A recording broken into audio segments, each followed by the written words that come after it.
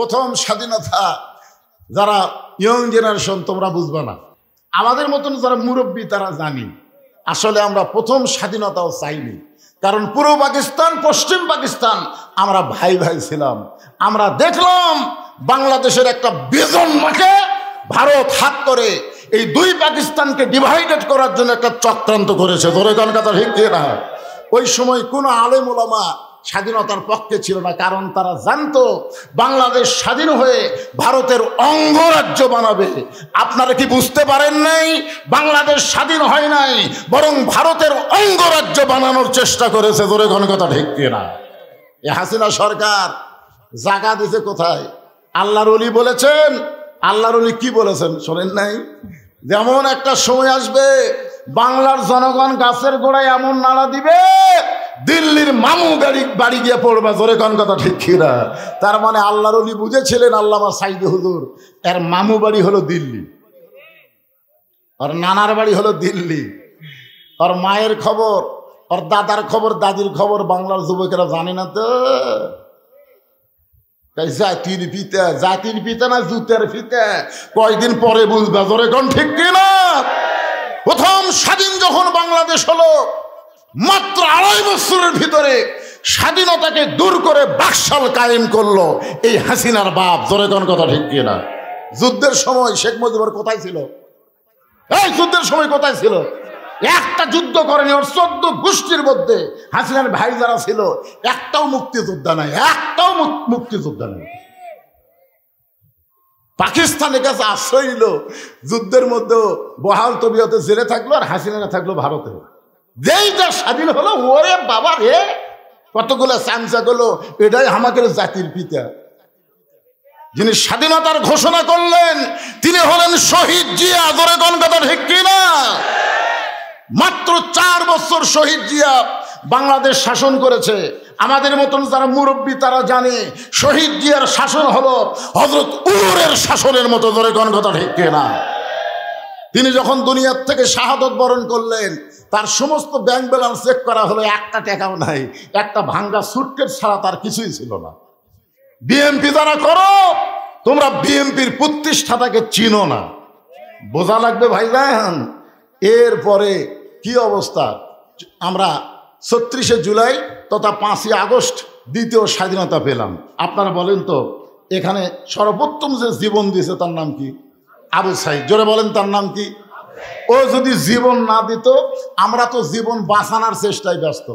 জীবন বাঁচান লাগবে ভাই, যে করেই হোক বাতিলের সাথে আপোষ করে আমাদের জীবন বাঁচান লাগবে। কিন্তু আবু সাইদ বলছে না, মরা যখন লাগবে তাহলে খামাখা অন্ধকারে থাকবো কেন? আলোকিত জীবন চাই। জোরে কোন কথা ঠিক কি না? ঢাকাত গেলাম, একটা রোডের নাম হলো আবু সাইদ রোড। নওগাঁতে ঢোকেন, ঢোকার সময় দেখবেন আবু সাইদ চত্বর। চাপাই যাবেন আবু সাইদ হোটেল। যেখানেই যাবেন আবু সাইদের নাম আছে না নাই? কিছুদিন আগে আমার এক গ্রাম সম্পর্কে ভাইয়ের একটা ছেলে হয়েছে। আমার একটা হুজুর ছেলেটার নাম কি রাখবো? আমি বললাম আবু সাইদ। ও খুশি হয়ে বলতে, হুজুর আমার খেয়ালই ছিল না, আমার ছেলের নাম আবু সাইদ রাখলাম। আমার এক খালা, তার এক মেয়ে কয়েকদিন আগে একটা কন্যা সন্তান জন্ম দিয়া খালা আমারে মোবাইল করে বলতেছে, হুজুর বাবা একটা মেয়ে হয়েছে, নাম কি রাখবো? আমি কইলাম হাসিনা। যে কোজে হাসিনা, খালার রাগে বাঁচি না। খালা আমারে কয়, তুমি একটা আলেম মানুষ, তোমার কাছে একটা মেয়ের নাম শুনতে চাইলাম, আর তুমি একটা জালেমের নাম কইলে। আমি কান ধরে কইলাম, খালা হাসিনা। এই হাসিনা। আমি তখন থেকে চিন্তা করলাম 100 বছর পর্যন্ত বাংলাদেশের কোন মেয়ের নাম হাসিনা রাখা হবে না। জোরে কোন কথা ঠিক না? প্রায় 1400 বছর হয়ে গেছে। গোটা পৃথিবীর মুসলমানের ভিতরে ইয়েজিদ নামে কোনো মুসলমান আছে? জোরে কোন আছে? ইয়েজিদের চাইতেও খারাপ হলো হাসিনা। জোরে কোন কথা ঠিক না? পৃথিবীতে বহু ধর্মের মানুষ বসবাস করে, আছে না নাই? আপনারা বলেন সবচাইতে কঠিন খারাপ কোন জাতি? সবচাইতে খারাপ? না না না, সবচাইতে খারাপ হলো মুনাফিক। জোরে বলেন কি? আপনারা বলেন তো মুনাফিক জাহান্নামের কোন জায়গায় থাকবে? মারাত্মক কথা। জাহান্নামের সবচাইতে তলদেশে মুনাফিকের জায়গা হবে। কাফের বেঈমানেরা উপর থেকে পেশাব পায়খানা করবে, আর মুনাফিকেরা নিচে থেকে ওই পেশাব পায়খানা খাবে। সাহাবীরা বললেন, ইয়া রাসূলুল্লাহ, এত গর্হিত জাতি মুনাফিক, এরা কোন দল থেকে বের হবে? ইহুদি, খ্রিস্টান, হিন্দু, বৌদ্ধ, এরা কোন দল থেকে আবির্ভাব হবে? আল্লাহ রাসূল বললেন, এদের আবির্ভাব হবে মুসলমানের ভিতরে। মুসলমানের ভিতরে মুনাফিক যারা, তাদের মাধ্যমে ইসলামের সবচাইতে বেশি ক্ষতি হয়। জোরে কোন ঠিক কিনা? আমি এখানে এসেছিলাম রাতের বেলা, কেবল ওয়াজ সাইজ করছি, মোটামুটি আপনারা কেবল মনোনিবেশ দিচ্ছেন। ঠিক ওই সময়ই আমার ওয়াজকে বন্ধ করে দেওয়া হলো। যিনি বন্ধ করলেন, আপনারা তাকে মুসলমান বললেও কোরআন হাদিসের দৃষ্টিতে উনি হলেন মুনাফিক। জোরে কোন কথা ঠিক কিনা?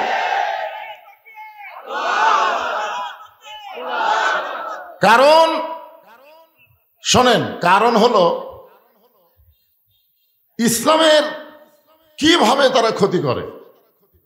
আল্লাহ রাসূল যখন মসজিদে নববীর ভিতরে জোহরের নামাজের ইমামতি করতেছিলেন, নামাজ পড়া অবস্থায় আল্লাহ তাআলা একটা আয়াত নবীর উপরে নাজিল করলেন। নবী কিন্তু নামাজ পড়াচ্ছেন, ইতিমধ্যে আয়াতও নাজিল হয়ে গেছে। আয়াতটা হলো, ইয়া আইয়ুহান নাবিয়্যু হারজিল মুমিনিনা আলাল কিতাল। ওগো নবী, শুধু জামাতবদ্ধভাবে নামাজ পড়লে হবে না, যারা আপনাকে ইক্তেদা করে মুসল্লি হয়েছে তাদেরকে স্ট্যান্ডিং আর্মি হিসাবে গড়ে তুলতে হবে। কারণ যে কোনো সময় মক্কার কাফেরেরা মদিনাকে আক্রমণ করতে পারে, আর মদিনা আক্রমণ করলে নামাজ দিয়া, রোজা দিয়া, দোয়া দিয়া আপনি মদিনা রক্ষা করতে পারবেন না। ওদের বিরুদ্ধে অস্ত্র ধারণ করা লাগবে। এ কথা কার? আপনারা বলেন তো, এই আয়াত নাজিল হচ্ছে কোন সময়? নামাজের সময়। নামাজ শেষ করার পরে আল্লাহ রাসূল বললেন, সাহাবীরা, একটা আয়াত আল্লাহ পাক আমার উপর নাজিল করলেন, আয়াতটা হলো এইরকম। তখন সামনে কাতারের একজন মুসল্লি, মাথায় পাগড়ি, মুখে দাড়ি, পরনে জুব্বা, নবীর কাছে গিয়ে বললেন, ইয়া রাসূলুল্লাহ, এইটা তো গন্ডগোলের আয়াত। আপনারা বলেন, আল্লাহ করলেন নাজিল আয়াত, আর এই বলতেছে এটা তো গন্ডগোলের আয়াত। 15.5 বছর এই ফ্যাসিস্ট আওয়ামী লীগ সরকারের সময় ইসলামী আন্দোলনের কোনো কথা বললেই ওরা বলতো গন্ডগোল। ধরে কোন কথা ঠিক কিনা? বলতো বদরুল শিব তো ওয়াজ করবার আসেনি, এটি গন্ডগোল লাগবার আইছে। চিন্তা করে দেখেন, শুধু আমাকে না, নবীকে পর্যন্ত বলতেছে, হুজুর এইটা তো গন্ডগোলের আয়াত। আপনারা বলেন, ইসলামী আন্দোলন কি গন্ডগোল? ইসলামী আন্দোলন কি গন্ডগোল? অন্ধকার থেকে মানুষ আলোর দিকে যাবে, এইটাকে যারা গন্ডগোল বলবে তারাই হলো মুনাফিক। জোরে কোন কথা ঠিক কিনা? আল্লাহ রাসূল তো চিন্তা পড়ে গেলেন যে সামনে কাতারে মুসল্লি, যে দাড়ি, এটা কি লেখছেন রে বাবা? পাশের সবাইকে বসতে বলেন, বসার জায়গা আছে না? আচ্ছা আচ্ছা, আগে একটা ক্লিয়ার হয় আপনাদের কাছে, সেটা হলো, আপনারা প্রতিদিন আসরের নামাজ কখন পড়েন? আজকে যদি 4:30টায় হয়, অসুবিধা আছে? না না, সবাইকে বলা লাগবে। কারণ আসরের নামাজ আমরা ওয়াক্ত মতোই পড়বো, ওয়াক্তর বাহিরে গেলে তো হবে না। কিন্তু কোনো কারণে আল্লাহ রাসূলও নামাজ দেরি করছেন, আল্লাহ রাসূলও নামাজ দেরি করে পড়াইছেন। তো আজকে এখানে আমাকে তো আর প্রতিদিন পাচ্ছেন না, আমি কিন্তু আইসা এখানে জুমার নামাজ পড়ছি। এখানে জুমা নামাজ পড়ার কারণ হলো আমাকে 2টার পরে তুলে দিবে, আমি একটানা ঘন্টা 2 ওয়াজ শুনে আপনাকে মোটামুটি একটা, কিন্তু বসে থাকলাম ঘরে, আপনারাও খালি ঘুর ঘুর করেন রাস্তায়, মাহফিলে বসেন না, যার কারণে আমাকে তুলে দিল দেরি করে। এত বুঝবার পারে না যে আমাকে তুলে দিলেই লোক হবে। গত বছর খামটার দিনে আমার ওয়াজ ছিল হরিপুর দিনের বেলায়, আমাকে নিয়ে যায় না, এগুলো ভাই খালি নিয়ে যান। যখন নিয়ে গেছে 15-20 জন লোক, খুতবা শেষ হতে হতে আর বসার জায়গা নেই। এ আপনাকে শিবগঞ্জেরই হইব। ব্যাপারটা হলো, আপনারা যারা এখানে এসেছেন একটু লম্বা চড়া কথা শুনবার গেলে একটু আজকের দিনে নামাজ একটু দেরিতে হবে, সমস্যা আছে? হ্যাঁ, তাই বলে মনে করেন না যে নামাজ বাদ দেওয়া আছে, তা না। তো যে কথা বলতেছিলাম, নবী চমকে গেলেন যে আমার সামনে কাতারের সাহাবী বলতেছে গন্ডগোলের আয়াত, ই কে, ই আসলে কে?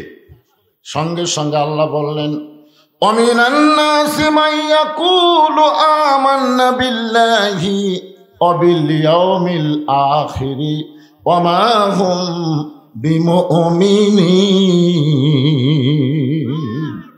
মানুষের মধ্যে এমন কতগুলো মানুষ আছে যারা বলে আমরা আল্লাহকে বিশ্বাস করি, আখিরাতকে বিশ্বাস করি। আল্লাহ বলেছে এরা মুমিনই না, এরা মুমিনই নয়। তাহলে এরা কি?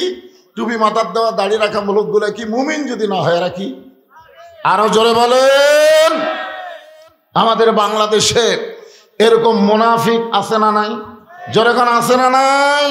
হ্যাঁ, আমরা আর যাই হোক মুসলমানের ঘরে আল্লাহ কবুল করেছেন। আমাদের ভাগ্য এত ভালো, আল্লাহ আমাদেরকে বিশ্বনবীর উম্মত হিসাবে কবুল করেছেন। খুশি না বেজার? আছেন আমার মুক্তার, আছেন আমার বারিস্টার, সেই বিচারের হাইকোর্টেতে তিনি আমায় করবেন পার। আমি পাপী রাসূল জাবিন্দার। আল্লাহ যখন হাকিম হবেন, আমাদেরকে আসামি বানায় বিচার শুরু করবেন, ওই সময় আমাদের নবী আমাদের ব্যাপারে ওকালতি করে আমাদেরকে জামিন করে আল্লাহর জান্নাতে পৌঁছায়া দিবে। কোন উম্মতের ভাগ্য এমন না, বাবা আদম থেকে ঈসা আলাইহিস সালাম পর্যন্ত যত নবী এসেছেন, ওই নবীর উম্মতের ভাগ্য এত ভালো নয় যেমন ভাগ্য আল্লাহ আমাদেরকে দান করেছেন। এজন্য আমরা সবাই কি বলি? আল্লাহুম্মা সাল্লি আলা মুহাম্মদ, আল্লাহুম্মা সাইয়্যিদিনা মুহাম্মদ। আমরা এমন একজন নবী পেয়েছি, তিনি শুধু নবী ছিলেন না, তিনি আমাদের নেতা। জোরে বলেন কি? আমার নেতা, তোমার নেতা।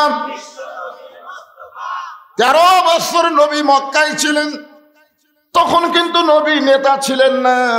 নবী যখন 13 বছর মক্কায় ছিলেন, তখন নবী নেতা ছিলেন না। জোরে কোন কি ছিলেন না? শুধু নবী ছিলেন।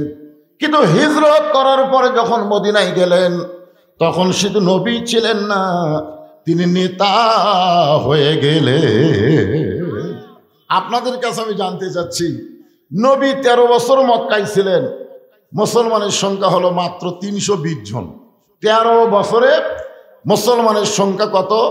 320 জন। হিজরত করার পরে মদিনায় গেলেন, নবী যখন নেতা হলেন 8 বছরে 10,000 মুসলমান নিয়ে নবী মক্কা বিজয় করলেন। এখন আপনারা বলেন, আমরা হুজুরেরা হব ইমাম আর শয়তানেরা হবে নেতা। আমাদের বাংলাদেশের নেতাগুলো ছিল শয়তান আর আমরা ছিলাম মসজিদের ইমাম। ধরে কোন ঠিক কি না? আমাদের দ্বারা এই 15.5 বছর বলেন স্বাধীনতার পর থেকে আমরা ইসলামের তেমন কিছু করতে পারিনি।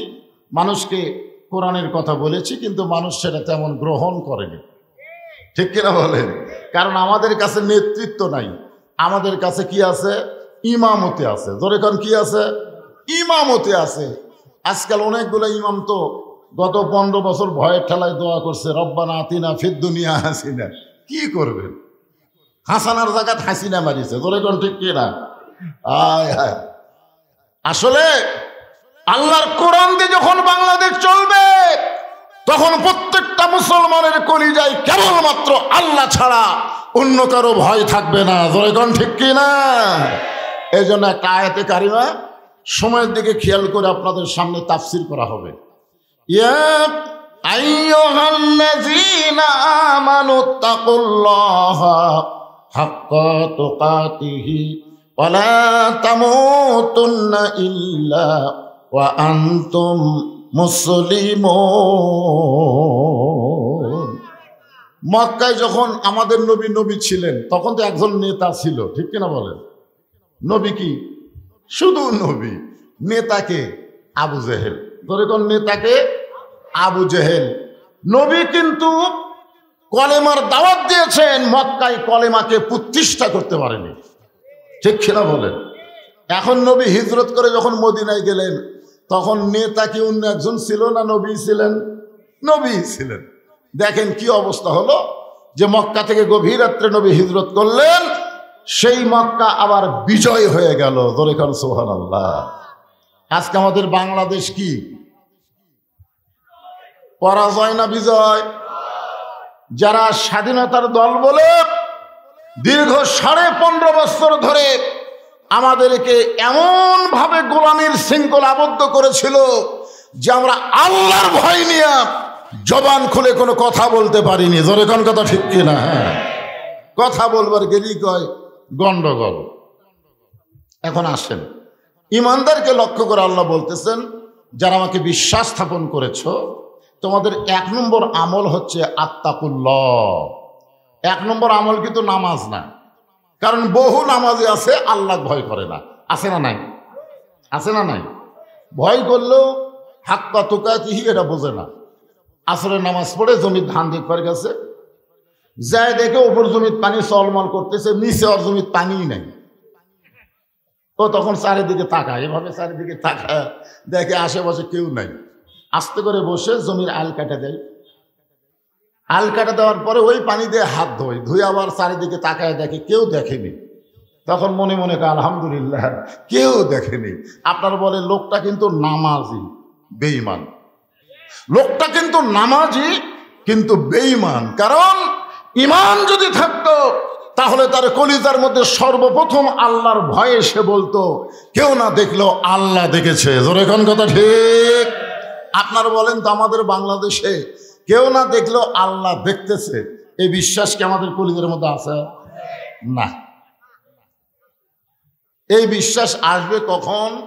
যখন একজন ভালো মানুষকে, আল্লাহওয়ালা মানুষকে আমাদের বাংলাদেশের নেতা করা হবে। জোরে কোন ঠিক কিনা?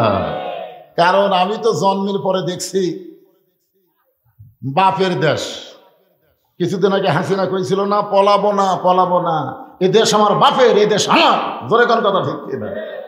তখনই বুঝলাম স্বাধীনতার পরে এ দেশ ছিল বাপের দেশ, তারপরে দেশ হলো ভাইয়ের দেশ, শহীদ জিয়ার দেশ, তারপরে আবার দেখলাম স্বৈরাচারের চাচার দেশ। জোরে কোন কথা ঠিক কিনা? এরপরে দেখলাম ভাবির দেশ, এরপরে দেখলাম আবার বাবের মেয়ে হাসিনার দেশ, তারপরে ভাবি, তারপরে ভোট পাক বানা হাসিনা। ধরে কোন ঠিক কিনা? 54 বছর হিসাব করে দেখেন, 54 বছর আমরা দেখলাম বাংলাদেশ, সব দেখা শেষ। আগামীতে আমরা দেখবো আল্লাহর কোরআনের বাংলাদেশ। কারা কারা রাজি? 2 হাত তুলে আবার আল্লাহকে দেখাতে হবে। লিল্লাহে তাকবীর। আল্লাহর কোরআন দিয়ে যখন রাষ্ট্র চলবে, যিনি তিনি নেতা হতে পারবেন না। নেতা হবার গেলে তার 1 নম্বর যোগ্যতা হলো মসজিদের ইমামতি করা লাগবে। আপনারা সত্যি করে বলেন তো, বাংলাদেশে যত দল আছে সব দলের নেতারা কি ইমামতি করতে পারবে? 1 নম্বর গুণ, তুমি যদি মুসলমানের নেতা হবার চাও, তোমাকে নামাজ পড়া হবে না, নামাজ পড়াও লাগবে। এখন কোন দলের নেতারা নামাজ পড়াবার পারে, এটা কি আপনাকে চোখের দোষ দিয়ে দেখান লাগবে? 3 জন মুসল্লি মসজিদের মধ্যে গেছে, ইমাম আসেনি, ইমাম আসেনি। ওরা খালি বারবার ঘড়ি দেখতেছে, কেরে নামাজের সময় হয়ে গেল, হুজুর তো আলো না, কি করা যায়? কিছুক্ষণ পরে যখন হুজুর না আসলো, তখন ওরা 3 জন গল্প করতেছে, ভাই এখন তো নামাজ পড়ান লাগবে, আমাকে 3 জনের মধ্যে কে সামনে যাবে? একজন হলো আওয়ামী লীগ, একজন বিএনপি, আর একটা জামাত।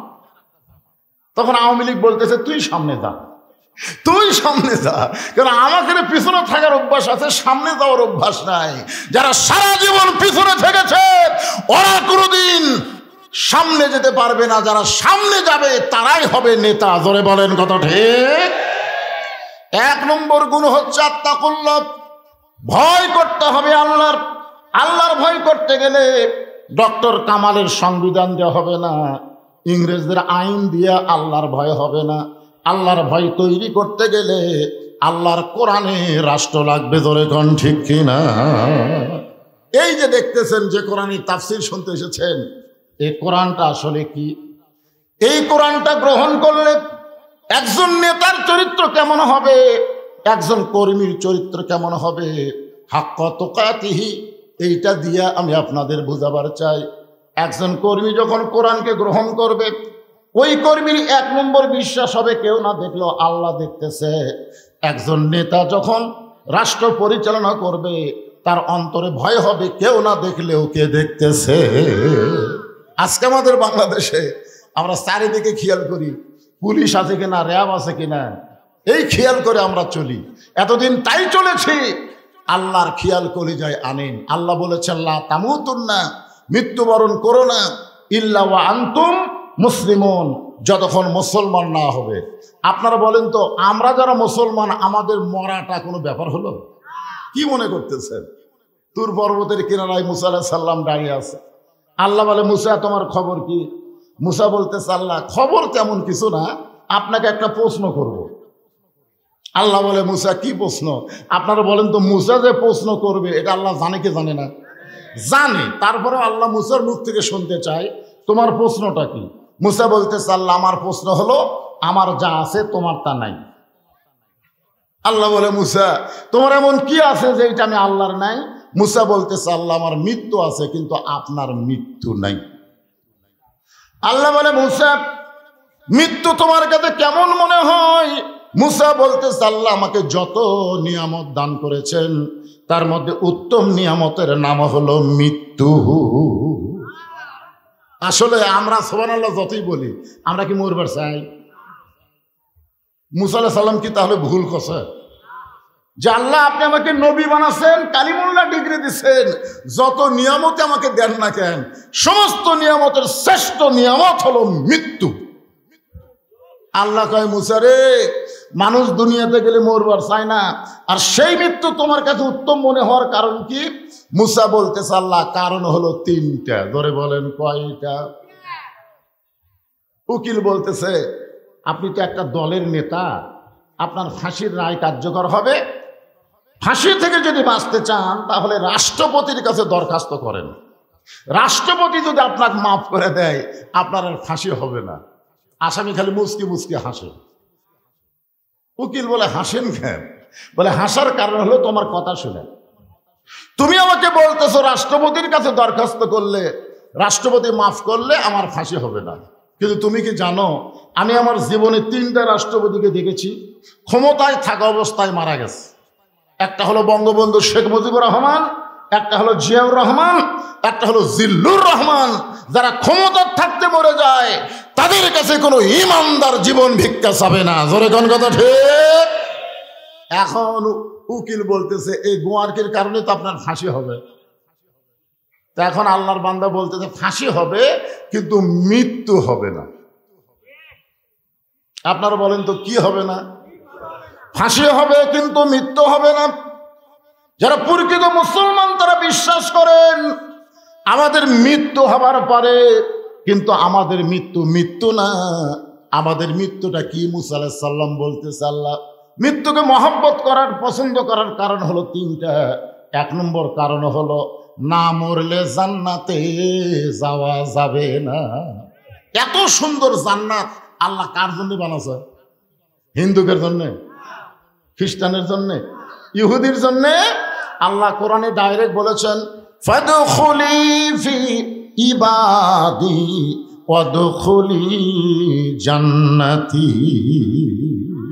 এখন আপনারা ইমানের বলে বলিয়ান হয়ে বলেন, আল্লাহ মুসলমান বানাইছে কার, জান্নাত বানাইছে কার জন্যে? মুসলমানের জন্য কব না, আমাদের জন্য। যেই বলবো আল্লাহ জান্নাত বানাইছে কার জন্য, আপনারা বলবেন আমাদের জন্য। আল্লাহ জান্নাত বানাইছে কার জন্যে? তা আপনারা যারা জান্নাতে যাবার চান, আপনারা যেত অবস্থায় জান্নাতে যাওয়ার পারবেন? কথা বলেন, কি হয়ে যাওয়া লাগবে? কারণ লাইলাতুল মিরাজে আমাদের নবী সমস্ত নবীর ইমামতি করেছেন। সুবহানাল্লাহ বলেন। সেই মসজিদের নাম হলো বাইতুল মুকাদ্দাস। কাবা ঘরের মধ্যে 1 লক্ষ 24,000 নবীর জায়গা হবে না। কাবা ঘর আপনারা যারা হজ করছেন তারা দেখেননি, মাত্র 18 থেকে 20 জন মুসল্লি কাবা ঘরের ভিতরে জায়গা হবে। কাবাকে সামনে নিয়ে আমরা নামাজ পড়ি, কিন্তু কাবার এরিয়া কি খুব বড়? কিন্তু বাইতুল মুকাদ্দাসের এরিয়া বিশাল এরিয়া। বাইতুল মুকাদ্দাসের ভিতরে সমস্ত নবী রাসূলকে নিয়ে আমাদের নবী ইমামতি করেছে। জোরে কোন সুবহানাল্লাহ। লাইলাতুল মিরাজে এই জন্য আমাদের নবীর একটা ডিগ্রি হলো ইমামুল আম্বিয়া, ইমামুল মুরসালিন।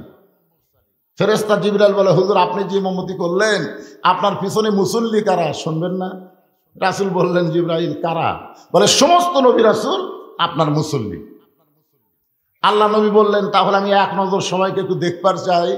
একটা চোখে এনে নবীকে ডাল করানো হলো, হুজুর আপনি দেখেন। সমস্ত নবীরা নবীর দিকে তাকায় আছে, আর আমাদের নবীর সমস্ত নবী রাসূলের দিকে তাকায় আছে। জোরে কোন সুবহানাল্লাহ।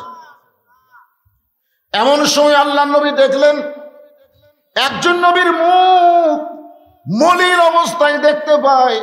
নবীর মুখটা কালোর মতন দেখা যায়। নবী বললেন, জিবরাইল সমস্ত নবীর মুখ থেকে নূর প্রকাশ পাচ্ছে, আলো প্রকাশ পাচ্ছে, ওই নবীর মুখটা কালো কেন দেখা যায়? ওই নবীর মুখটা কালো কেন দেখা যায়? ফেরেশতা জিবরাইল বললেন, এ রাসূলুল্লাহ আপনি তাকে কাছে ডাক দিয়া জিজ্ঞাসা করেন। নবী তাকে কাছে ডাক দিয়া বললেন, নবী গো, সমস্ত নবীর চেহারা থেকে আলো আসতেছে, আপনার চেহারা কালো দেখা যায়, কারণ কি? আপনার নামটা কি? মা ইসমুকা, আপনার নামটা কি? বলে, আমার নাম হলো ঈসা রূহুল্লাহ। নবী বললেন, সবার চেহারা নূর প্রকাশ পায়, কিন্তু আপনার চেহারার মধ্যে আলো কেন নাই? ঈসা বলতেছে, সমস্ত নবীর আপনার পিছনে জান্নাত থেকে নামাজ পড়াইছে, কিন্তু আমি জান্নাত থেকে আসতে পারি নাই। নবী বললেন, আপনি কেন জান্নাত থেকে আসেন নাই? ঈসা বলতেছে, এখনো পর্যন্ত আমার মৃত্যু হয়নি। বর্তমানে তিনি জীবিত আছেন চতুর্থ আসমানে। ঈসা আলাইহিস সালাম সময় মতো চলে আসবে ওই বাইতুল মুকাদ্দাসের জন্য। জোরে কোন কথা ঠিক কি না? যে হারে ইসরায়েলি ইহুদিরা বাইতুল মুকাদ্দাসকে সামনে নিয়ে ফিলিস্তিনদেরকে হত্যা করতেছে। এতদিন বাইডেন প্রশাসন ফিলিস্তিনকে, ইসরায়েলকে সহযোগিতা করেছে। গত পরশু সবচাইতে আমেরিকার খারাপ নাম হলো ডোনাল্ড ট্রাম্প। জোরে কোন কথা ঠিক কিনা? এই শালায়ের আগেও একবার আইছিল, খুবই খারাপ। একেবারে আওয়ামী লীগ খুব পছন্দ করে। ডোনাল্ড ট্রাম্প প্রেসিডেন্ট হওয়ার পরে এই হতাশা লীগ, এখন তার আওয়ামী লীগ না, এখন হচ্ছে হতাশা লীগ। জোরে কোন কি লীগ? আর একটা নাম হলো আফসোস লীগ। আফসোস করে বলে, আগেই না ভালো আছিল, আগে ভালো আছিল। আপনার বলেন আগে ভালো ছিল। আর এই গুজব লীগ বলতেছে, এ যা ফ্রান্সে গেছে ডক্টর ইউনূস, এরা বলতেছে ডক্টর ইউনূস নাকি পালায়ে গেছে। কখন কি বলতেছে হাসিনা আবার খপ করে আসবে, চট করে আবার ক্ষমতার চেয়ারে বসে দিবে। বাংলার মুসলমান এত বোকা না, আর কোন জালেম বাংলাদেশের ক্ষমতার চেয়ারে বসতে পারবে না। জোরে কোন কথা ঠিক কি না? আপনারা কি মনে করতেছেন তিন দিকে ভারত আসে বলে আমরা ভারতের ভয় করব? আমরা ভয় করব কার? আরো জোরে, আত্তাকুল্লাহ হাক্কা তুকাতিহি, আল্লাহর ভয় করতে হবে নিয়ম মতো, যথাযথ আল্লাহর ভয় করতে হবে। সেটাকে সামনে নিয়েই আমি কথা বলতেছি। আল্লাহ বলে, মুসা মৃত্যুকে পছন্দ করার কারণগুলো কি একটু বলো। মুসা বলতে চালে 1 নম্বর কারণ হলো, না মরলে জান্নাতে যাওয়া যাবে না, জান্নাতে যাবার গেলে মরা লাগবেই। জোরে কোন কথা ঠিক কি না? আপনারা কি সবাই জান্নাতে যাবার চান? কথা কয় না, সবাই কি যাবার চান? তাহলে জান্নাতে যাইতে গেলে কি লাগবে? আরো জোরে কোন। আমি যেই বলবো জান্নাতে যাইতে গেলে কি চাই, আপনার সকলে জবান খুলে বলবেন, মরতে চাই। জান্নাতে যাইতে গেলে কি চাই? আবু সাইদ কি বলেছে? মার মার। এই ফ্যাসিস্ট হাসিনার অধীনে আর থাকতে চাই না। বাতিলের অন্ধকারকে দূরীভূত করে আলোর ঠিকানা বাংলার মানুষকে দিবার চাই। মার। বলেন তো আবু সাইদ যে মার মার কইল, ওরে গুলি করার সাথে সাথে বাংলা স্পট পরিবর্তন হয়ে গেল। জোরে কোন কথা ঠিক কিনা? জীবন দেব রে। এই বাতিলের সঙ্গে আপোষ করার চাইতে আল্লাহর পথে মরাই ভালো। প্রায় 1,500 ছাত্র জনতা জীবন দেওয়ার কারণে আজকে বাংলাদেশে দ্বিতীয় স্বাধীনতা আমরা অর্জন করেছি। ধরে কোন ঠিক কিনা বলেন? প্রথম স্বাধীনতা যারা ইয়ং জেনারেশন তোমরা বুঝবে না, আমাদের মতন যারা মুরব্বী তারা জানি আসলে আমরা প্রথম স্বাধীনতাও চাইনি। কারণ পূর্ব পাকিস্তান পশ্চিম পাকিস্তান আমরা ভাই ভাই ছিলাম। আমরা দেখলাম বাংলাদেশের একটা বিজন্মাকে ভারত হাত করে এই দুই পাকিস্তানকে ডিভাইডেড করার জন্য একটা চক্রান্ত করেছে। ধরে কোন কথা ঠিক না? ওই সময় কোনো আলেম ওলামা স্বাধীনতার পক্ষে ছিল না, কারণ তারা জানতো বাংলাদেশ স্বাধীন হয়ে ভারতের অঙ্গরাজ্য বানাবে। আপনারা কি বুঝতে পারেন নাই? বাংলাদেশ স্বাধীন হয় নাই, বরং ভারতের অঙ্গরাজ্য বানানোর চেষ্টা করেছে। ধরে কোন কথা ঠিক না? এ হাসিনা সরকার জায়গা দিছে কোথায়? আল্লাহর ওলি বলেছেন। আল্লাহর ওলি কি বলেছেন শোনেন নাই? যেমন একটা সময় আসবে বাংলার জনগণ গাছের গোড়ায় এমন নাড়া দিবে দিল্লির মামু বাড়ি গিয়ে পড়বে। জোরে কোন কথা ঠিক কিনা? তার মানে আল্লাহর ওলি বুঝেছিলেন আল্লামা সাইদি হুজুর এর মামু বাড়ি হলো দিল্লি, আর নানার বাড়ি হলো দিল্লি, আর মায়ের খবর আর দাদার খবর দাদির খবর বাংলার যুবকেরা জানে না তো। জাতির পিতা না জুতের পিতা কয়দিন পরে বুঝবে। জোরে কোন ঠিক কিনা? প্রথম স্বাধীন যখন বাংলাদেশ হলো মাত্র 2.5 বছরের ভিতরে স্বাধীনতাকে দূর করে বাকশাল কায়েম করলো এই হাসিনার বাপ। জোরে কোন কথা ঠিক কিনা? যুদ্ধের সময় শেখ মুজিবুর কোথায় ছিল? এই যুদ্ধের সময় কোথায় ছিল? একটা যুদ্ধ করেনি। ওর 14 গোষ্ঠীর মধ্যে হাসিনার ভাই যারা ছিল একটাও মুক্তিযোদ্ধা নাই, একটাও মুক্তিযোদ্ধা নাই। পাকিস্তানের কাছে আশ্রয় নিল, যুদ্ধের মধ্যে বহাল তবিয়তে জেলে থাকলো, আর হাসিনা থাকলো ভারতে। যেই যা স্বাধীন হলো ওরে বাবা রে কতগুলো চামচা গুলো, এটাই আমাদের জাতির পিতা। যিনি স্বাধীনতার ঘোষণা করলেন তিনি হলেন শহীদ জিয়া। ধরে কোন কথা ঠিক কিনা? মাত্র 4 বছর শহীদ জিয়া বাংলাদেশ শাসন করেছে। আমাদের মতন যারা মুরব্বী তারা জানে শহীদ জিয়ার শাসন হলো হযরত উমরের শাসনের মতো। ধরে কোন কথা ঠিক কিনা? তিনি যখন দুনিয়ার থেকে শাহাদত বরণ করলেন তার সমস্ত ব্যাংক ব্যালেন্স চেক করা হলো, একটা টাকাও নাই, একটা ভাঙ্গা সুটকেস ছাড়া তার কিছুই ছিল না। বিএমপি যারা করো তোমরা বিএমপির প্রতিষ্ঠাতাকে চিনো না, বোঝা লাগবে ভাইজান।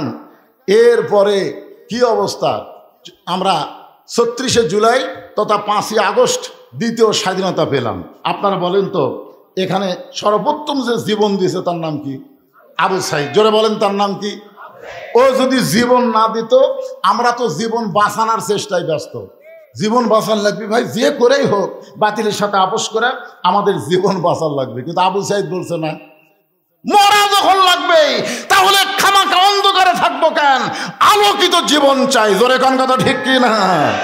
ঢাকাত গেলাম, একটা রোডের নাম হলো আবু সাইদ রোড।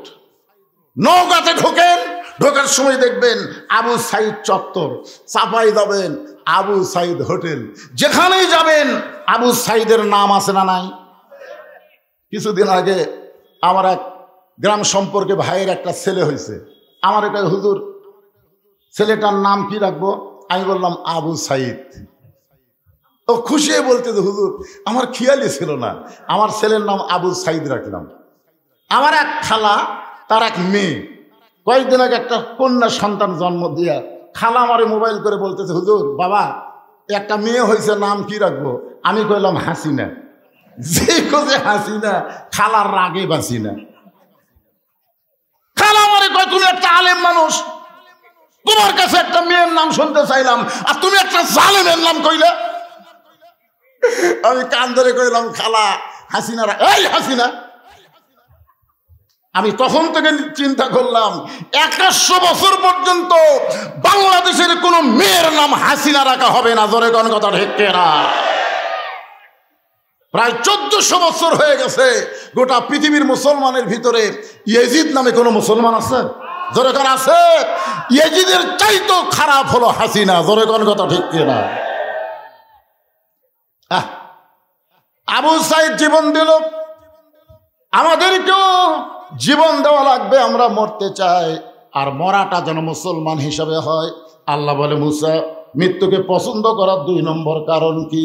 মুসা বলতেছে আল্লাহ মৃত্যুকে পছন্দ করার 2 নম্বর কারণ হলো আমার মৃত্যুটা কেবলমাত্র আপনার জন্য আমি অক্ষ করেছি। আমার সামনে যারা বসে আছেন, দাঁড়িয়ে আছেন, সবাই অন্তর থেকে বলবেন আমরা মরবো কার জন্যে? আরো জোরে কোন, মরবো কার জন্যে? আল্লাহর জন্য। যদি মরতে চাই, ভারতের কোনো ক্ষমতা নাই, আমেরিকার কোনো ক্ষমতা নাই বাংলাদেশের 1 ইঞ্চি জায়গা দখল করে।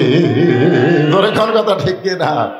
আপনারা হয়তো বলবেন হুজুর, ফিলিস্তিনে যেভাবে মুসলমানকে মারতেছে, ফিলিস্তিন কি বিজয় লাভ করবে? অচিরেই আপনারা দেখবেন ইসরায়েলের মানচিত্র পৃথিবী থেকে উধাও হয়ে যাবে। গোটা পৃথিবীর মুসলমান জীবন দেওয়া শিখেছে। জোরে কোন কথা ঠিক কিনা? যে বাংলাদেশের মুসলমান জীবনকে তাকের মধ্যে, বাস্কেটের মধ্যে লুকিয়ে রাখতে, জীবন দেবো না, জীবন দেবো না, কিন্তু জীবন দেওয়া শিখেছে। জোরে কোন ঠিক কিনা? এই জন্যে জীবন যখন দিব, জীবনটা কার জন্য দিব? আল্লাহর জন্যে। সঙ্গে সঙ্গে আল্লাহ বললেন, মুসা তুমি বড় চালাক, আমার জন্য যারা জীবন দেবে আমি আল্লাহ ঘোষণা করলাম, ওয়ালা তাকুলু লিমান ইউকতালু ফি সাবিলিল্লাহি আমওয়াতুন বাল আহইয়াউ ওয়ালাকিন লা তাশউরুন। আল্লাহর জন্য যারা জীবন দিবে তাদেরকে আল্লাহ বলেছেন তোমরা মৃত্যু বলো না, তাদেরকে মৃত্যু বলো না। আমাদের বাংলাদেশে যারা ফাঁসির কাস্টে গেছে, এই 24 স্বাধীনতার জন্য যারা জীবন দিয়েছে, তাদেরকে আমরা মৃত্যু বলবো না, বরং তাদের সবাইকে আমরা শহীদ বলবো। জোরে কোন ঠিক কিনা? আপনারা আল্লাহর কোরআন আয়াতকে বিশ্বাস করেন না? আল্লাহ বলেছেন আমার জন্য যারা জীবন দিবে তাদেরকে তোমরা মৃত্যু বলো না। মুসা রে, তুই খুব চালাক রে, আমার জন্য জীবন দেওয়া মানে সে মরবি না, এমন একটা জীবন আল্লাহ আমাদেরকে দিবেন। বুখারী শরীফের হাদিসের মধ্যে আছে, মা আহাদান ইয়াদখুলুল জান্নাতা ইউহিব্বু ইয়ারজি ইলা দুনিয়া ওয়া লাহু মা আলাল আরদি মিন শাইইন ইল্লা শাহীদুন ইয়াতামান্না আন ইয়ারজি ইলা দুনিয়া ফায়ুক্তাল আশারা মাররাতান লিমা ইয়ারা মিনাল কারামাতি। রাওয়াহুল বুখারী কিতাবুল মাগাজি। হাসরের ময়দানে আল্লাহ তাআলা, একটু মনোযোগ দিয়ে শুনবেন, একটু মনোযোগ দিয়ে শুনবেন, আল্লাহ তাআলা সমস্ত শহীদদেরকে জান্নাত দিবেন। জান্নাত পাওয়ার পরে তারা দুনিয়াতে আসার জন্য ছটফট করবে। আল্লাহ বলবে, হে বান্দা, তুমি আমার জন্য জীবন দিয়েছো, এ কারণে বিনা হিসাবে তোমাকে শাহাদতের মর্যাদা দিয়ে তোমার জন্য সবচাইতে উত্তম জান্নাত দিয়ে দিলাম। উত্তম জান্নাত পাওয়ার পরেও তুমি দুনিয়াতে আসার জন্য কেন ছটফট করো? বান্দা বলবে, আল্লাহ, দুনিয়াতে এই কারণে যাব, প্রথম শহীদ হওয়ার সময় শাহাদতের কি মর্যাদা এটা নিজের চোখে দেখতে পেরেছি। জান্নাতে আসার পরে দেখতেছি শহীদের মর্যাদার চাইতে জান্নাতের শান্তি কম। ওগো আল্লাহ, ফায়ুক্তাল আশারা মাররাতান, কম করে হলো আমরা 10 বার শহীদ হব, বাতিলের বিরুদ্ধে লড়াই করব। দুনিয়াতে বাতিল থাকবে আর আমরা জান্নাতে থাকবো, এটা সম্ভব না। কম করে 10 বার হলে শাহাদতের পিয়ালা পান করব। আমাদেরকে শহীদ হওয়া ভালো লাগে, জান্নাত ভালো লাগে না। বুখারী শরীফের হাদিস আপনাদের শোনায় দিলাম। আবু সাইদকে যদি আবার পাঠায় আল্লাহ, যা বাংলা যা, ওই আশাই কিন্তু বাতিলের বিরুদ্ধে জীবন দিবি। কারণ প্রথম জীবন যখন গুলি করেছে, আপনারা বলেন তো, ও আরে ও বাবারে চিল্লেছে, কতক্ষণ চিল্লেছে, এইটা তো আমরা সাক্ষী। গুলি করতেছে, ও পিছন দিকে যাচ্ছে, কোনো চিল্লাচিল্লি নাই। আবার গুলি করতেছে, ও পিছন দিকে যায়, আবার সামনে আসে, আবার গুলি করতেছে। তখন একজন ছেলে এসে আবু সাইদের হাত ধরলো, সাথে সাথে পড়ে গেল। জোরে কোন কথা ঠিক কথা বলেন। তার মানে বোঝা গেল, বাতিলের বিরুদ্ধে যখন কোনো বান্দা জীবন দেয়, আল্লাহ তাআলা সমস্ত কষ্ট তার কাছ থেকে কেড়ে নিয়ে, মায়ের করে সন্তান দুধ পান করতে করতে যেমন ঘুমায়, একটা শাহাদতের মৃত্যু পিঁপড়া কাটার চাইতেও যন্ত্রণা কম। জোরে কোন সুবহানাল্লাহ। তাহলে আমরা জীবন দেব কার জন্যে? সবাই বলেন ভাইরে, ভারত বলতেছে যে ভাবি হোক হাসিনা পাঠানো, আর আমরা বলতেছি হাসিনা ঢুকবার দেব না, যদি ঢুকে ফাঁসির মঞ্চে লিয়া যাবো। জোরে কথা কন না কেন? এই শালা 300টাই এমপি, আওয়ামী লীগের একটা এমপিও কিন্তু বাড়িতে আছে, সবগুলা বলে গেছে। আর কতগুলা কারেঙ্গা খাওয়া, চামচা কারেঙ্গা খাওয়া। জোরে খান কি খাওয়া? এই চামচাগুলা মাঝে মধ্যে ফেসবুকে পোস্ট দিচ্ছে, আবার আসিব ফিরে। ফেরে কাউয়া কাদের সবচাইতে বড় নেতা, এখনো পর্যন্ত অনুবীক্ষণ যন্ত্র দিয়ে খুঁজে পাওয়া যাচ্ছে না এই শালা কাউয়া কুটি আছে। তোর কোনো কথা ঠিক না? আর তোরা সিঙ্গারা খাওয়ার নেতা চামচা, তোরা বলতেছিস আবার আসিব ফিরে। ইমানের বলে বলিয়ান হয়ে কথাগুলো আমাদের শুনতে হবে। আত্তাকুল্লাহ হাক্কা তুকাতিহি, আমরা একমাত্র ভয় করব কার? এই ভয়টা নিয়ম মোতাবেক করা লাগবে। এই নিয়ম মোতাবেক ভয়টা কেমন, এইটা বোঝানোর জন্য বলতেছে, একটু মনোযোগ দিয়ে শুনবেন। আল্লাহ রাসূল যখন বদরের যুদ্ধে 311 জন সাহাবী নিয়ে রওনা দিলেন, বদরের যুদ্ধে হলো 313 জন, ধরে কোন কয়জন? 313 জন। কিন্তু নবী যখন প্রথম রওনা দিলেন, এমন সময় নবীর সঙ্গে রয়েছে 311 জন। ইতিহাস পড়ে দেখেন 313 জন, কিন্তু নবী রওনা দিলেন 311 জন।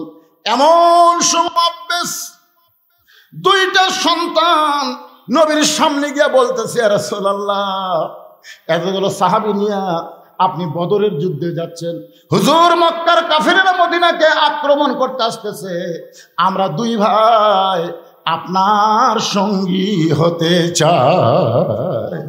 আল্লাহ রাসূল বললেন, আমরা জিহাদের ময়দানে যাচ্ছি, আমরা কোনো খেলা দেখবার যাচ্ছি না। তুমি জানো এই যুদ্ধের ময়দানে গেলে তোমাদের জীবন যাইতে পারে। মুআযার মুআব্বিস বলতেছে, আমরা আল্লাহর জন্য নিজের জীবনকে দিতে প্রস্তুত। রাসূলের জন্য নেতা হয়ে চিন্তা করলেন এই ছোট ছোট বাচ্চাদেরকে জিহাদের ময়দানে না নিয়ে দেওয়াই ভালো। এই জন্যই বললেন, তোমাদের বয়স হয়নি, তোমরা যাও, তোমাদের বয়স হয়নি, তোমরা যাও। মুআজ বলতেছে, হুজুর বয়স কেমনে বুঝবেন আপনি, দেখেন না কেন আমাদের শরীরের দিকে? আল্লাহ রাসূল বললেন, বয়স শুধু না, তোমাদের মাপও হয়নি। মাপ 5 ফুট 2 ইঞ্চি লম্বা হওয়া লাগবে। তোমাকে কি 5 ফুট 2 ইঞ্চি আছে? মুআজ বলে, হুজুর তাহলে আপনি লাঠি নিয়ে আসেন। রাসূল বললেন, বেলাল দেখি মাপের লাঠি নিয়ে আসো।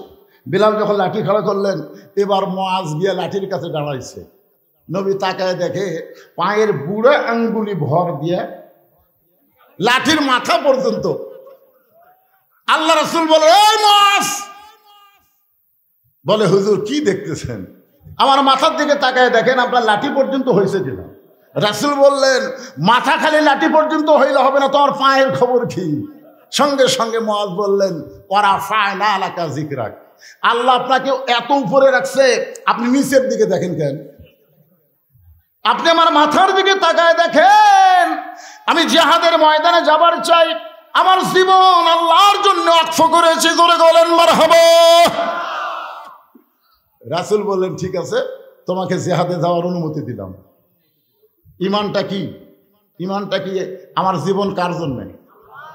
রাসূল বলেন, ঠিক আছে, তোমার মাপ যখন হয় তোমাকে জিহাদে যাওয়ার অনুমতি দিলাম। ছোট ভাই বলতে, হুজুর ওই খালি লম্বা হচ্ছে আর গাওয়াত বল নাই। মানে চিন্তা করতেছে মাপে তো হয়ে গেছে, ওয়াক্তার বাদ দেওয়ার বুদ্ধি নাই। বলে, হুজুর খালি লম্বা হচ্ছে আর গাওয়াত বল নাই, লাগে দেন, আমার সাথে কুস্তি পারবি না। বহুদিন লাগছে, আর বুকের উপর উঠে পারে, নিচে পড়ে থাকে। আল্লাহ রাসূল বললেন, ঠিক আছে, তোমরা দুই ভাই কুস্তি করো। এবার দুই ভাই যখন কুস্তি করতেছে, নিচ থেকে মুআব্বিস বলতেছে, ও মুআজ ভাই, তুমি কিন্তু মাপে হয়ে গেছো, তোমার বাদ দেওয়ার চান্স নাই। এখন তুমি একটু দুর্বল হয়ে আমাকে তোমার বুকের উপর উঠায় দাও, একটু দুর্বল হয়ে আমাকে তোমার বুকের উপর উঠায় দাও। মুআজ বলতেছে, মুআব্বিস, আমি যদি একটু দুর্বল হয়ে তোকে আমার বুকের উপর উঠায় দেই, ইয়ানজুরু বি নূরিল্লাহ, নবীকে এমন একটা আল্লাহ চোখ দিয়েছে, নবী সব কিছু বুঝতে পারবে। মুআব্বিস বলতেছে, একটু দুর্বল হও, কারণ যখন কাফের বেঈমানেরা ডান দিক থেকে নবীকে তীর মারবে, তুমি না হয় ডান দিকে দাঁড়াবে ভাই, কিন্তু বাম দিক থেকে যখন তরবারি মারবে তখন বাম দিকে কে দাঁড়াবে? সামনের দিক থেকে তীর আলে তুমি সামনে দাঁড়াবে, পিছন দিক থেকে যদি কোনো বর্ষা মারে তাহলে আমি পিছন দিকে দাঁড়াবো। আমরা দুই ভাই আমাদের জীবনের বিনিময়ে আল্লাহ নবীর শরীরে কাফেরদের কোনো অস্ত্র লাগতে দিব না। তুমি একা কেন যাবে ভাই? একসঙ্গে দুইজন দৌড়াইছি, একটু দুর্বল হয়ে আমাকে বুকের উপর উঠাইয়া দাও। মাস দুর্বল হয়ে মুআব্বিসকে যখন বুকের উপর উঠাইয়া দেয়, সঙ্গে সঙ্গে নবী চিৎকার করে বললেন, সাহাবীরা রে, আল্লাহর জন্য মুসলমান যখন জীবন দিবে ওই এলাকার মধ্যে কোনো বাতিল দাঁড়াতে পারবে না। আপনারা কি আল্লাহর জন্য, এই কোরআনের জন্য দরকার হলে বাতিলের বিরুদ্ধে আমরা লড়াই করব? এইরকম নিয়ত আছে না নাই?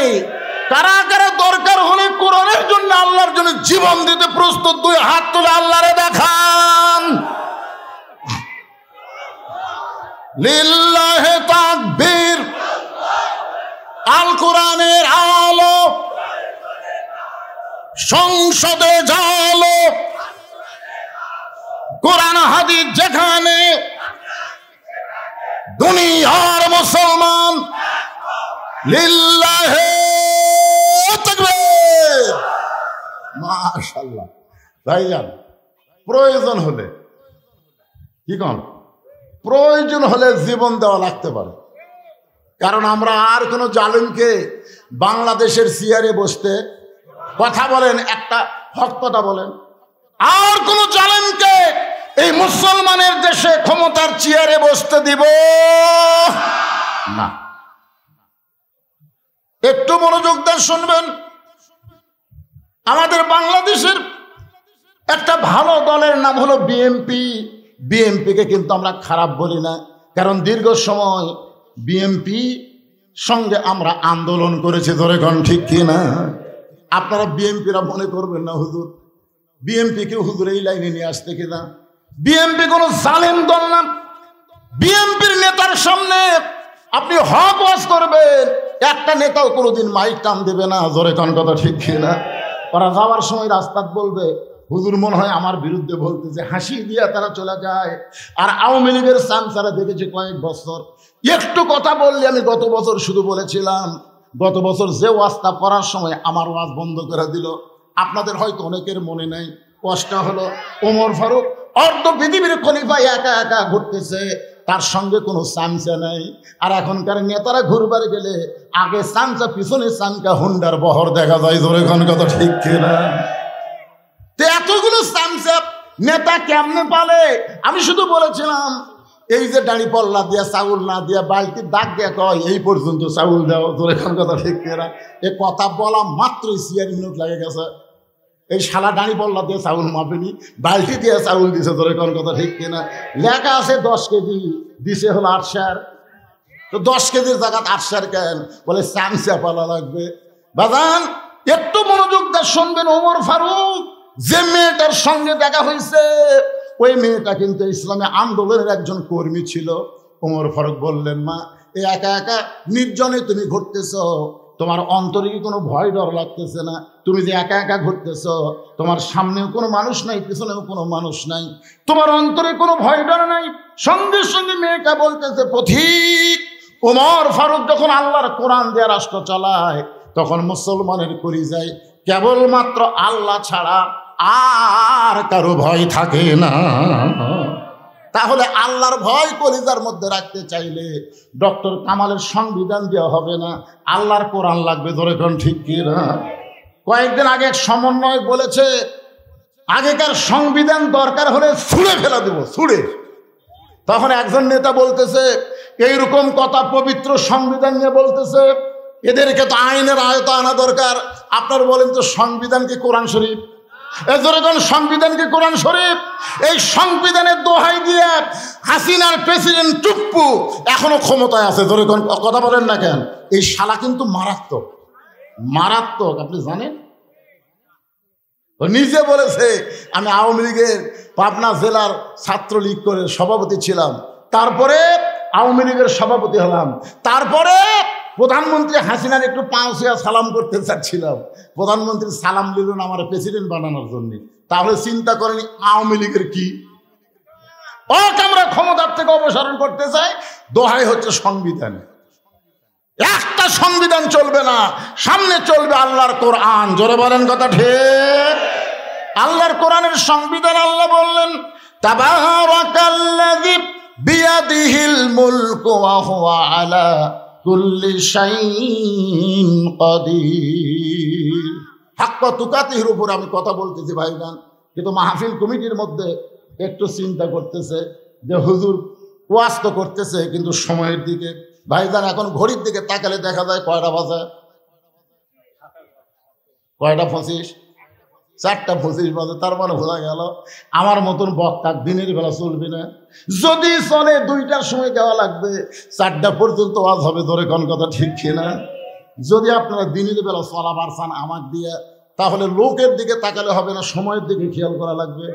যে হুজুর লোক আসেনি আপনাকে দেব না, এইটা মনে করা যাবে না। সময় হয়েছে আপনি চলেন, 10 জন লেওয়া শুরু করেন। ধরে কোন ঠিক কিনা? দরকার হলে কোরআনের জন্য জীবন দেব। যারা 2 হাত তুলেছেন আজকে ছেলেরা, এই যে কোরআনের মাহফিল করেছে, মাঠের উন্নয়ন কল্প আপনাদের কাছে একটু রুমাল যাবে, গামছা যাবে, 10 থেকে 20 টাকা করে আল্লাহর রাস্তায় আপনারা দান করবেন। সবাই একটু দান করবেন ভাই।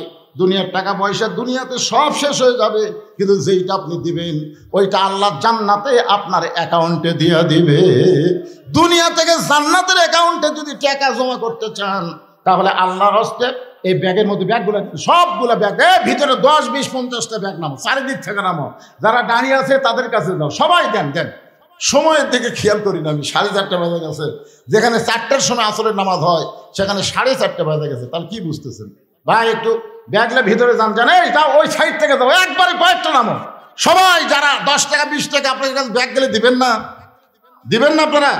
কারা কারা দিবেন না তারা হাত তোলেন তো দেখি। আচ্ছা, কারা কারা দিবেন তারা একটা হাত তোলেন আল্লাহর কাছে, যারা দিবেন। লিল্লাহি তাকবীর। দেখেন তো একটা হাত বাকি আছে। যাও, কেউ টাকা মানে আপনাদেরকে কিঞ্চিত হলেও দিবে, বঞ্চিত করবে না ইনশাল্লাহ। কিঞ্চিত 10, 20, 50 যে যা পারেন আল্লাহর রাস্তায় দেন। একজন 1000 টাকা, আর একজন 500 টাকা, মুসলিম 500 টাকা দান করেছে। আল্লাহ দানকে কবুল করেন। আল্লাহ নেক আশা পড়া তো আল্লাহুম্মা আমিন। সবাইকে সবিরা অনুরোধ করতেছি, আপনারা ওঠা বসা করতেছেন, এই সময় ওঠা বসা করেন না। হ্যাঁ, আর যারা মাঠের সদস্য হতে ইচ্ছুক তাদের বাবার নাম সহ, গ্রাম সহ, মোবাইল নাম্বার আমার সদস্য